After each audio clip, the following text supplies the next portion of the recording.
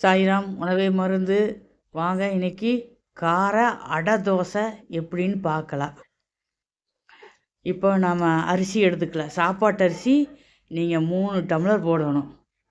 எந்த கிளாஸ் எடுக்கிறீங்களோ அதை ஒரு 3 டம்ளர் போட்டுட்டு 1 டம்ளரு நம்ம பருப்பு போடணும். துவரம் பருப்பு போட்டு 2 மணி நேரம் நல்லா ஊற வச்சுருங்க. ஊற வச்சுட்டு இதுக்கு நம்ம காரமெல்லாம் சேர்த்துக்கணும். அதுக்கு வரமிளகா ஒரு 5, 6 எடுத்து வச்சுருக்குறோம். 1 ஸ்பூன் சீரகம், பெருங்காயம், கருவேப்பில் இதெல்லாம் முதல்ல போட்டு கிரைண்டரில் ஒரு கை அரிசி போட்டு நல்லா கொஞ்சம் ஆட்டிட்டு இந்த மிளகாலாம் கொஞ்சம் அரைஞ்சிரு. அதுக்கப்புறம் மீதி இருக்கிற அரிசியை போடுங்க. இல்லை நீங்கள் உங்களுக்கு அளவாக வேணாலும் நீங்கள் மிக்சியில் போட்டுக்கலாம். போட்டு நல்லா ஒன்று சொன்ன மாதிரி தண்ணி தொளிச்சு ஆட்டுங்க. ஆட்டிட்டு நம்ம ரொம்ப நைஸாக அரைக்கக்கூடாது.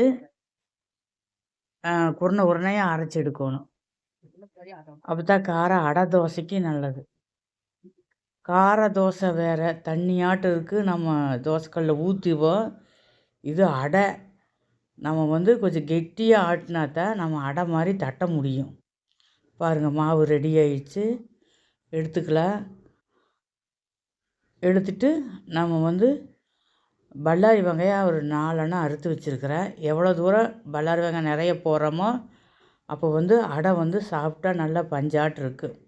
தேங்காய் தேவையான அளவு தேங்காய், உப்பு தேவையான அளவு போட்டுக்குங்க. போட்டுட்டு எல்லாம் ஒன்று சொன்ன மாதிரி பிசைஞ்சு ஒரு 1/2 மணி நேரம் ஊற வச்சுட்டு அதுக்கப்புறம் தான் நம்ம கல்லில் வைக்க முடியும். மூடி வச்சுருங்க. 1/2 மணி நேரம் 1 மணி நேரம் இருந்தாலும் நல்லா இருக்கும். 1/2 மணி நேரம் ஆயிடுச்சு. வாங்க நம்ம அடை சுடலாம். பாருங்கள், எடுத்து நாங்கள் அடுப்பு பற்ற வச்சு கல்லை வச்சுட்டோம். 2 கரண்டி போட்டு இது கையிலேயே நீங்கள் தட்டி விடணும். தண்ணி தொட்டு தொட்டு நீங்கள் தட்டி விட்டிங்கன்னா ரொட்டி மாதிரி இருக்குது. ஆனால் நல்லா சுவையாக இருக்கும். சீரகம், பெருங்காயம், வரமிளகா, கருவேப்பில் போட்டுக்கோ. 2வது நீங்கள் மல்லித்தழையெல்லாம் போட்டு பிசைஞ்சிக்குங்க. கெட்டியாக இருக்கணும். பாருங்கள் எப்படி அரிசி அடை.